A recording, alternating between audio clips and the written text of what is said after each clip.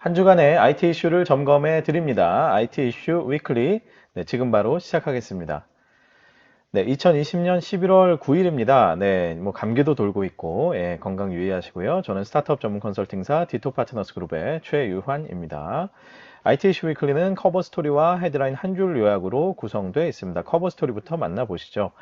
자, 라이언이 아주 귀엽게, 잘했다 이렇게 표현하고 있는데, 자, 카카오의 3분기 실적 발표가 있었습니다. 요약 정리하고 또 시사점에 대해서 한번 알아보죠. 자, 매출 영업이익 쌍끌이, 예, 카카오 새 역사 썼다. 지디넷의 기사가 있었고요. 카카오의 역대 최초 분기 매출 1조 돌파, 예, 언택트 질주, 한경의 기사가 있었고, 그 외에 뭐 수많은 기사들이 있었죠. 자, 지난주 카카오가 3분기 실적을 발표했습니다. 예상대로 역대 최대 매출과 그리고 또 영업이익까지도 기록을 했는데요. 카카오 3분기 실적 내용을 카카오가 직접 공개한 실적 자료를 제가 직접 보면서 설명을 드리도록 하겠습니다. 문서로 한번 넘어가 보겠습니다. 자, 이 문서가 이제 카카오의 IR 코너에 올라가 있는 실적 발표 자료죠. 11월 5일에 발표가 됐다 이렇게 나와 있는데, 자, 전체적으로 보면 일단 월간 활성 이용자 MAU는 전년 대비 106만 명, 분기 대비 29만 명 증가를 해서 전체적으로 4,579만 3천 명 이렇게 기록이 되어 있습니다. 숫자가 살짝 가려져 있는데 글로벌은 계속해서 좀 정체가 되어 있는 그런 수준입니다. 그래서 여전히 이제 글로벌에 대한 과제는 좀 있죠. 자, 그러나 이제 오늘은 제가 주로 이 카카오톡의 이제 국내 사업 중심으로 말씀을 드리도록 하겠습니다. 자, 총 매출을 보면 1조를 넘겼어요. 그렇죠? 1조 1천억 원 이렇게 나와 있는데 전년 대비해서는 41% 성장을 했고 전 분기 대비해서는 전체 매출이 15% 성장했다 이렇게 나와 있습니다. 그리고 매출 비중으로 보면 플랫폼 매출 비중과 컨텐츠 매출 비중이 50대 50, 딱 50대 50, 누군가가 선우 자로 그은 듯 이렇게 50대 50으로 되어 있는데, 자, 플랫폼 부문은 톡비즈, 그래서 카카오톡에 올라가는 광고, 거래형 커머스, 네, 그래서 광고와 커머스를 얘기를 하고, 포털비즈, 그래서 다음과 뭐 카카오 스토리, 뭐 스타일, 페이지 이런 데 올라가는 광고, 역시 광고, 그런 것들을 얘기하고 있고요. 그리고 신사업, 모빌리티 페이, 뭐 그런 등등의 신사업까지를 플랫폼 부문으로 부르고 있습니다. 결국 이제 카카오톡과 포탈과 그 외 신사업에서 이루어지는 그런 그 광고나 커머스 요런 이제 비즈니스 모델들을 다 플랫폼 부문 이렇게 잡고 있고, 그리고 컨텐츠 부문에서는 게임, 모바일 PC 뭐 등등 게임, 그 다음에 뮤직, 뭐 멜론 뭐 등등, 그리고 유료 컨텐츠 카카오 페이지와 웹툰. 주로 이제 이 카카오 페이지가 앞에 위에서 있었던 거는 광고를 얘기하는 거고요. 여기 있는 거는 유료 컨텐츠에 대한 유료 매출을 얘기하는 거죠. 자, 그리고 그 외에 이제 IP 비즈니스, 그래서 카카오 프렌즈나 카카오 M의 음원 유통 제외에 대한 부분, 이렇게 나와 있습니다. 자, 플랫폼 부문과 컨텐츠 부문을 크게 부문별로 나눠서 이렇게 보면, 아무래도 플랫폼 부문의 성장세가 훨씬 더 좋습니다. 전체적으로 보면 전년 대비 58%, 분기 대비 13% 성장을 했고, 컨텐츠 부문은 26%, 그리고 분기 대비 19% 이렇게 성장을 했는데, 자, 그렇게 해서 보면은 전반적으로 이렇게 그래프를 보면은 플랫폼 부문의 성장세가 꾸준하고 좋은 것으로 나오죠. 특히 전년 대비해서는, 그렇죠? 그런데 전년 대비해서는 뭐 톡비즈 광고라든지 이런 것들을 새롭게 강화를 했기 때문에 당연한 결과다라고 볼 수도 있습니다. 그러나 이제 컨텐츠 부분을 보면은 살짝 작년 4분기에 좀 이렇게 죽었다가 다시 올라가는 그런 느낌인데, 오히려 전 분기 대비를 이렇게 보면 오히려 플랫폼 부문 대비해서 오히려 컨텐츠 사업의 성장세가 더 높은 그런 모습을 보이고 있죠. 자, 그래서 전체적인 어떤 성장세인 건 맞지만 플랫폼 부문이 성장하는 모습과 컨텐츠 부문이 성장하는 모습이 조금은 다르다. 이런 것도 눈여겨볼 만합니다. 자, 이게 왜 다른지는 제가 뒤에서 살짝 설명을 드릴게요. 자, 플랫폼 부문, 톡비즈, 포탈비즈, 신사업 이렇게 나와 있는데, 톡비즈 뭐 아름다운 그래프로 가고 있죠? 네, 뭐 여민수 대표께서 아주 이 톡비즈에 대한 자부심을 컨콜 할 때 많이 나타내셨다고 기사에 나와 있는데, 앞으로도 계속해서 강화하겠다. 뭐 이렇게 이제 많이 얘기를 하고 있습니다. 톡비즈는 아주 뭐 아름답게 성장을 하고 있고, 또 신사업도 아주 우상향으로 잘 성장을 하고 있죠. 특히 이제 카카오페이가 이제 주축이 돼서 이렇게 신사업 쪽은 이제 성장을 하고 있는 것으로 이렇게 보이는데, 자, 문제는 포털비즈예요. 그쵸? 예, 포털비즈. 제가 예전에 카카오 아마 2분기 실적을 말씀드렸을 때도 요 멘트를 했었는데, 자, 이게 포털비즈가 이렇게 나온다라는 거는 계속해서 정체 혹은 거의 이제 마이너스인 상황이 돼버리는 거죠. 자, 이런 상황에서 과연 우리가 카카오가 다음 포탈을 잘 인수한 게 맞냐? 뭐 이제 이런 좀 의문이, 그런 챌린지가 계속 나올 수밖에 없는 그런 상황입니다. 자, 그래서 뭐 여기 보면 뭐 코로나19가 재확산 3분기에 재확산돼서 뭐 전년 대비 매출 감소했다 이렇게 했지만, 이건 사실 뭐 약간은 비겁한 변명이죠. 그죠?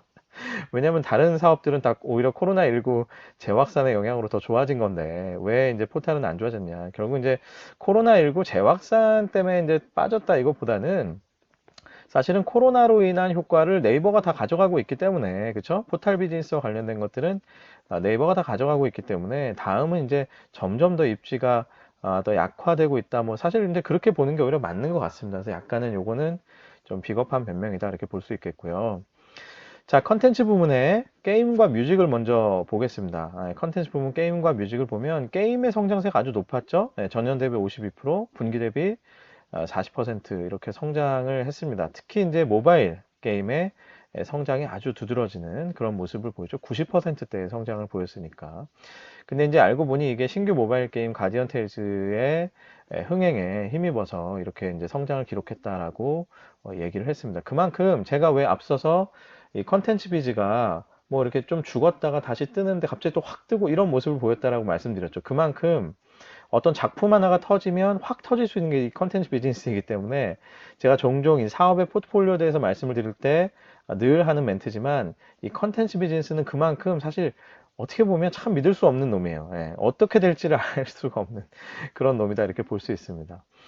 자, 그래서 이제 게임은 하여튼 어느 정도 이제 이 아름다운 모습으로 갔는데, 자, 뮤직이 문제죠. 지금 멜론, 효율적 마케팅 활동 뭐 이렇게 했다고 하는데, 뭐 매출 성장했다 이렇게 써놨지만, 뭐 제가 보기엔 뭐 이 정도 그래프는 사실 성장한 것도 아니죠. 그리고 이 코로나로 인해서 어쨌거나 전반적으로 컨텐츠에 대한 소비가 늘었던 전 세계적인 추세를 생각을 해보면, 뮤직에서 멜론이 차지하고 있는 그런 어떤 지배적인 사업자로서의 그런 입지에 비하면 사실은 성장세는 뭐 그다지 좋지 않다 이렇게 볼 수 있고, 거의 그냥 멈춰 있다 이렇게 봐야 되겠죠.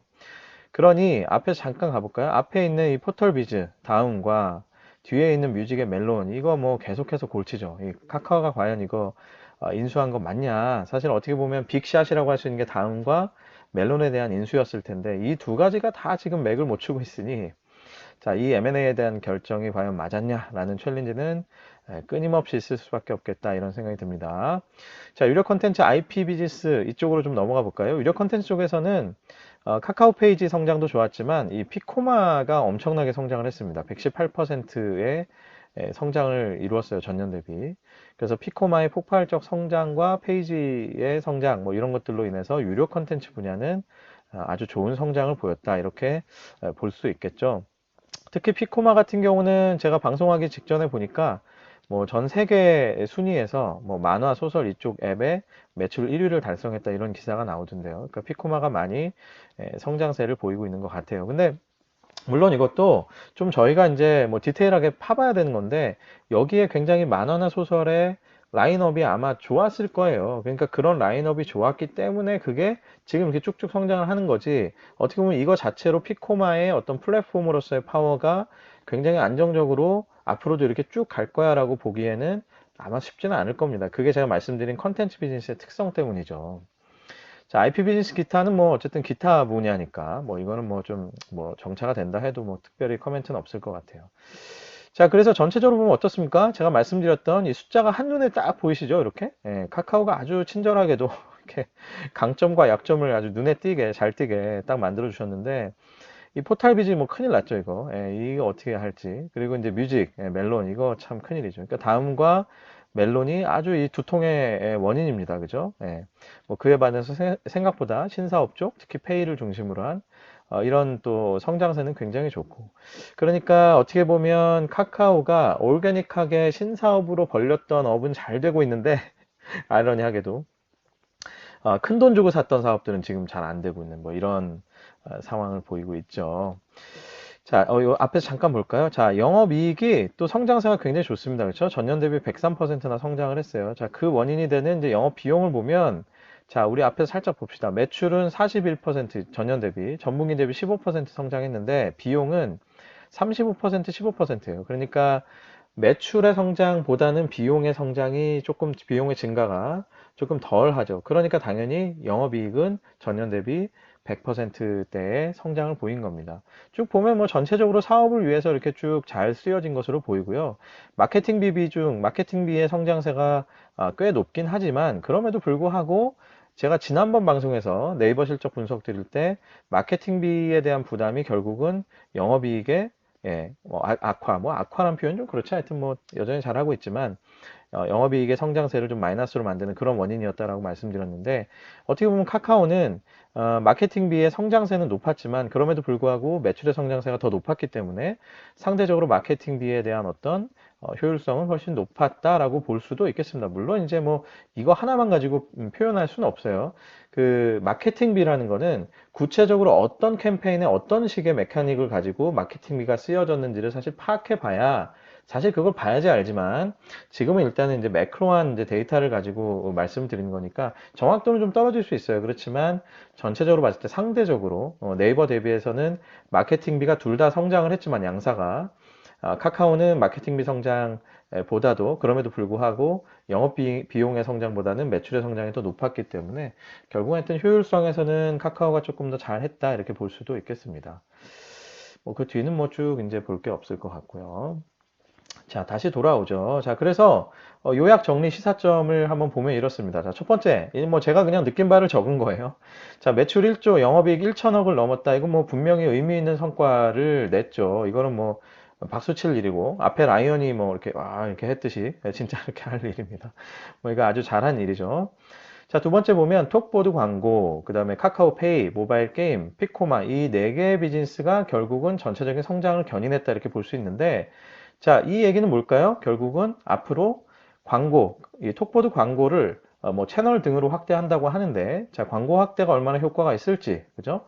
그리고 카카오페이가 네이버페이와의 경쟁에서 어떻게 이길 수 있을지, 네이버페이가 오프라인 결제를 강화하고 확대한다라고 발표를 했죠. 그만큼 페이에 대한 경쟁도 점점 치열해진다고 볼 수 있는데, 과연 페이 사업에서의 경쟁을 어떻게 이겨낼지. 자, 그리고 게임과 피코마는 지금 제가 아까 말씀드린 대로 이게 어떻게 보면 이제 표현은 좀 그렇지만 하여튼 운이 좋다 이렇게 할 수도 있겠죠. 운 좋게 잘 터졌다. 자, 그럼 앞으로도 이런 라인업을 어떻게 잘 유지할 것이냐 이런 것들이 관건입니다. 그래서 이런 움직임들을 앞으로도 잘 지켜볼 필요가 있을 것 같아요. 자, 세 번째, 다음 포탈과 멜론은 계속해서 정체하고 또 역성장하고 있죠. 그래서 인수 효과에 대한 챌린지가 이거는 뭐 계속 나올 수밖에 없을 것 같습니다. 그래서 그 당시에 뭐 의사결정에 참여한 분들도 많이 계실 거고 뭐 여러 가지 비전이 있으실 텐데 아직까지는 다음 포탈과 멜론을 카카오가 인수했지만 뚜렷하게 이렇다 할 어떤 그런 새로운 성장 모델을 만들어냈다고 볼 수는 없을 것 같아요. 그렇죠? 그리고 또 카카오톡, 카카오 비즈니스들과의 시너지 모델도 과연 뭐가 있느냐? 사실은 잘 모르겠다 이렇게 볼 수 있습니다. 그래서 과연 이게 진짜 인수 이거 제대로 한 거 맞냐라는 얘기들이 나올 수밖에 없겠다는 생각이 들고요. 자, 그리고 네 번째, 사실은, 여기 그 실적 내용에서 강조가 굳이 안 돼 있는데, 카카오가 뭐 강조하고 싶지는 않았겠죠? 사실 제가 예전에 아마 2분기 때였나요? 그때 아마 그 방송을 그렇게 해드렸던 것 같아요. 이 네이버와 카카오가 비슷한 분야에서 계속 이제 맞수 대결을 하게 될 거다. 그 중에서 광고, 특히 커머스가 있었어요. 커머스. 예. 커머스가 물론 덩치로는 네이버 대비 작지만, 이 카카오톡에 있는 선물하기 기능을 통해서 이루어지는 이 커머스라는 게 확대되기 시작하면 카카오도 무시할 수는 없을 겁니다라고 제가 말씀을 드렸었는데 그런데 3분기쯤 와보니 이제 커머스에 대한 부분은 거의 이렇게 별로 이렇게 뭐랄까 강조가 되어 있지 않습니다. 그렇죠? IR 자료에서. 자, 그만큼 연초에 뭔가 사업부도 분리하고 또 뭐 좋은 인재들도 많이 간 것으로 제가 알고 있는데 이 커머스 부분에 대해서는 글쎄요, 뭐 강화를 한다고는 했지만 실적은 그다지 뭐 이렇게 잘 뭐 나온 게 맞나 싶은 그런 생각이 좀 듭니다. 그래서 커머스 부분에 대한 고민도 좀 있을 것 같고요. 마지막으로 마케팅비 높았지만 그래도 영업 비용 지출의 효율성은 상대적으로 네이버 대비 특히 높은 편이다 이렇게 보여지네요. 그래서 앞에서 말씀드린 대로 몇 가지 고민 사항들 이런 것들을 우리가 지켜보면서 특히 뭐 투자하신 분들이 계시다면 이런 포인트들의 뉴스나 또 카카오의 움직임을 잘 지켜보실 필요가 있겠죠. 자, 코로나 효과로 인해서 하여튼 의미 있는 양적인 성과를 이루고 했는데요.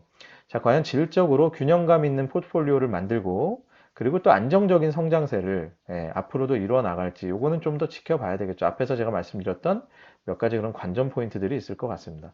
하여튼 결국 신사업들과 그리고 또 인수했던 사업들이 어떻게 해나가느냐 이게 이제 결국 관건이 되겠죠. 함께 지켜보시죠. 자, 지금까지 커버스토리였습니다.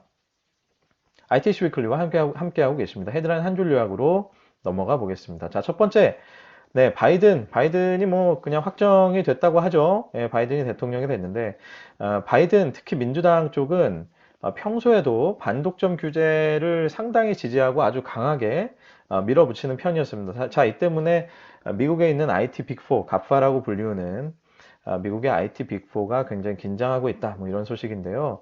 빅테크 업계가 대통령 당선에 법인세 인상, 뭐 국외소득 증세 등등 악재가 있지 않겠냐라고 우려를 하고 있고 또 그러나 한편으로는 민주당의 텃밭이 실리콘밸리이기 때문에 굉장히 돈독한 관계를 유지해왔기 때문에 뭐 최악은 피할 수도 있다 뭐 이런 얘기를 하는데 지난번에 제가 얼마 전에 미국 하원에서 통과했던 반독점 규제 보고서를 방송에서 다뤄드린 적 있죠. 그때 구글이었죠? 구글이었나 페이스북이었나 하여튼 뭐 사업부를 아예 막 분리해라, 막 그냥 회사 자체를 분리해라, 막 이런 식의 아주 강력한 그런 권고안이 있었던 거를 제가 방송에서 살짝 말씀드렸었는데, 자, 그때 당시에도 그런 얘기가 있었어요. 규제하는 흐름에는 민주당이든 공화당이든 다 동의를 하지만 민주당이 조금 더 아주 강력하게 안을 가지고 있다. 뭐 이런 얘기를 했습니다. 그래서 뭐 아무래도 빅4, 갑파 입장에서는 뭐 긴장이 될 수밖에 없을 것 같아요. 그리고 뭐 민주당 텃밭이 실리콘밸리였다 이렇게 얘기하지만 뭐 늘 그렇듯이 우리 뭐 정치 많이 보잖아요. 사람이 이제 대통령이 되면 어떻게 될지 모르는 겁니다. 대통령이 돼봐야 아는 거죠. 그 자리에 가면 또 입장이 어떻게 바뀔지 모르기 때문에 IT 빅4가 긴장할 수밖에 없고 사실은 이들에 대한 규제나 이런 것들이 아시다시피 국내에도 그대로 영향을 줄 수 있습니다. 그래서 우리도 그냥 뭐 넉놓고 볼 수는 없고 어떤 흐름으로 가는지 계속 봐야 되겠죠. 자, 두 번째 넷플릭스가 프랑스에서 실시간 방송 테스트를 했다고 해요. 재밌는 소식인데 전통적인 TV 소비가 매우 인기 있는 프랑스 회원들을 위해서 새로운 기능을 시도했다라고 넷플릭스 측에서 밝혔습니다. 제가 늘 말씀드리듯이 그래도 우리나라에서 웨이브가 입지를 유지할 수 있는 게 이 실시간 방송 라이브 때문인데 자, 과연 넷플릭스가 이제 라이브까지 치고 들어오면 와, 이거 어떻게 될까 이런 생각이 들어서 그래서 사실 단순히 이게 프랑스에서 일어난 일이 아니겠다 싶어서 뽑아봤던 기사였습니다. 자, 오늘 방송 여기까지입니다. 유튜브와 페이스북, 애플 팟캐스트, 그리고 네이버 오디오 클립, 팟빵을 통해서 만나실 수 있습니다. 검색창에서 디토 파트너스 그룹을 검색해 보십시오. 네, 한 주간 건강 유의하시고요. 네, 또 코로나 독감 다 조심하시면서 한 주 보내시기 바랍니다. 저도 다음 주에 건강한 모습으로 다시 찾아뵙겠습니다. 여러분 감사합니다.